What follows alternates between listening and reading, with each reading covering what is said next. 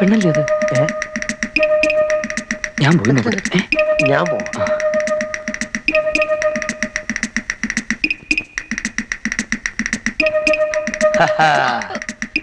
അയ്യോ, എന്താ ഇവിടെ വൃത്തിയിൽ കാണിക്കുന്നോ? നിങ്ങൾ ആരാ?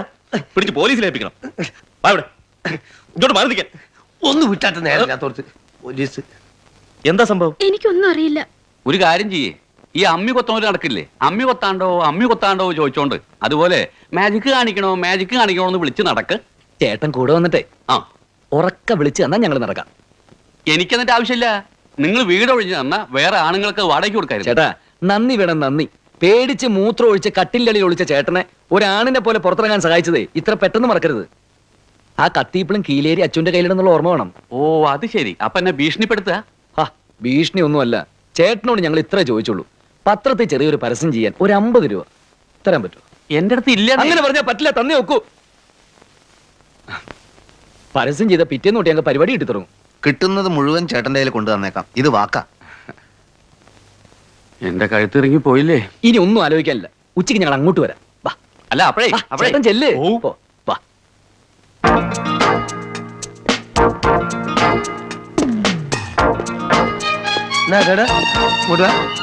ഒരു പരസ്യം കൊടുക്കേണ്ടിരുന്നു. ആരാതിന്റെ ആള്? അവിടെ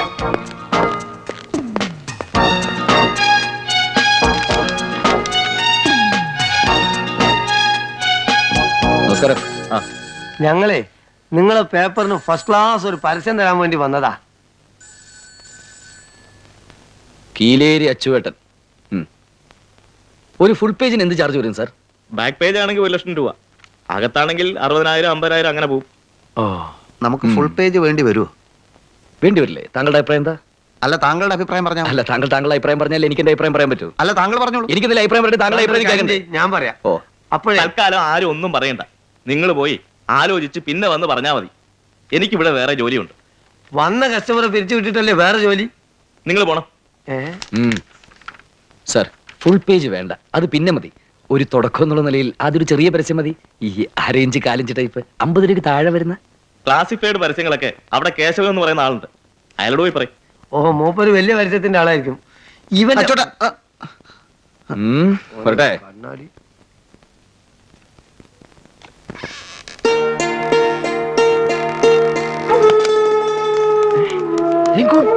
പെണ്ണ്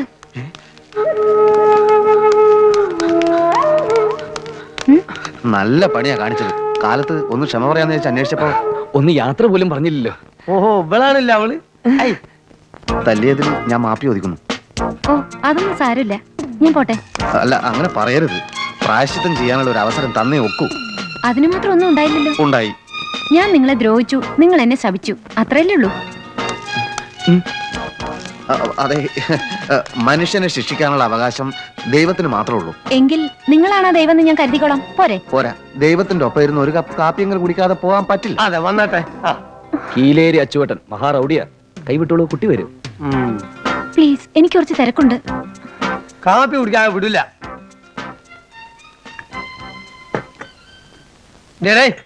എന്നെ തന്നെ ഇങ്ങോട്ട് വാടേ.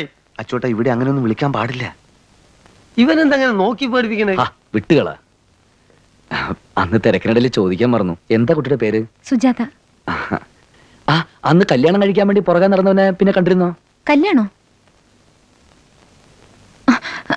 അതെ അതെ, കല്യാണം. അയാളെ പിന്നെ കണ്ടില്ല. അല്ല, കണ്ടാ ഞങ്ങളോടൊക്കെ ഒന്ന് പറഞ്ഞു കേട്ടോ. അപ്പോ ഞാനൊന്ന് മൂത്രം ഒഴിച്ചിട്ട് വരാം.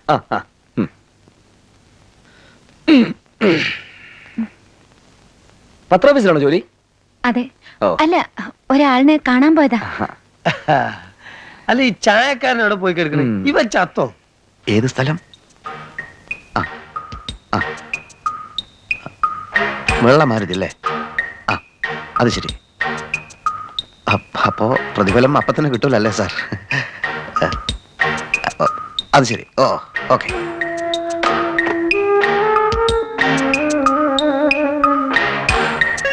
ഇനി ഞാൻ പോയിക്കോട്ടെ? അല്ല, അത് കുട്ടി ആ അമ്പലം വരെ ഒന്ന് വരണം. ഇന്ന് എന്റെ പിറന്നാളാ. ദൈവത്തോടൊരു വാക്ക് പറഞ്ഞിട്ട് പോവാ. റംഗൂൺ വാലയോട് കുട്ടിക്ക് ദേഷ്യമില്ല എന്ന് ഒരേ ഒരു വാക്ക്. അതിനെനിക്ക് ദേഷ്യമില്ലല്ലോ. അതൊന്നും പറ്റില്ല. അമ്പലത്തിൽ വന്നിട്ട് പോയാ മതി. എന്തൊരു കഷ്ടം ഇത്. എല്ലാ കഷ്ടങ്ങളും നമുക്ക് ദൈവത്തോട് പറയാലോ, അല്ലേ? അതെ, കുട്ടി നടന്നാട്ടെ.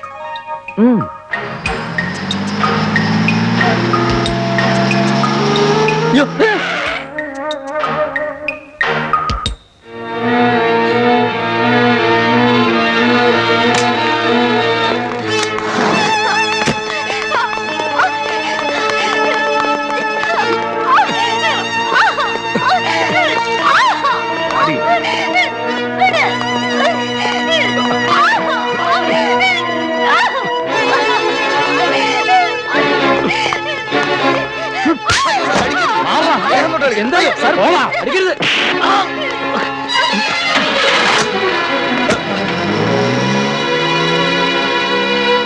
ഇത് സംഗതി നിങ്ങൾ പറഞ്ഞ പോലെ കല്യാണം പ്രാന്തൊന്നുമല്ല കേട്ടോ. ആ ജാഫറിന് എനിക്കറിയാം. ഇനി ആ പെണ്ണിന്റെ ശവം നോക്കിയാൽ മതി. പ്രൊഫസർ ചതിച്ചോ?